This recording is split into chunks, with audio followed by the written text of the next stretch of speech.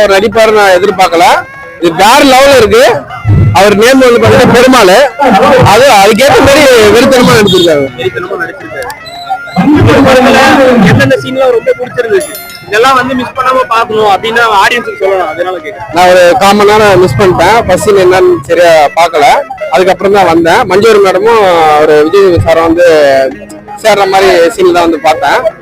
எல்லா சீனுமே வேற லெவலில் இருந்தது. அதுவும் இல்லாம முக்கியமான சீன் பார்த்தீங்கன்னா அவங்க ஒரு லேடிஸ் வந்து அந்த முடி சீன் சொல்லுவாங்க.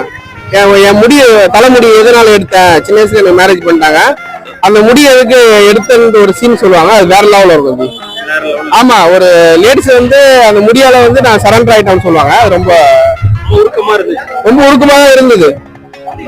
மியூசிக்ல எப்படி இருக்கு? மியூசிக் வேற லெவல் இருக்கு. வேற லெவல்ல இருக்கு. இந்த பாட்டு எல்லாம் இதே தொடர மாதிரி இருந்தது கேட்கும் போதே. ஆமா, எப்படி இருந்துச்சு?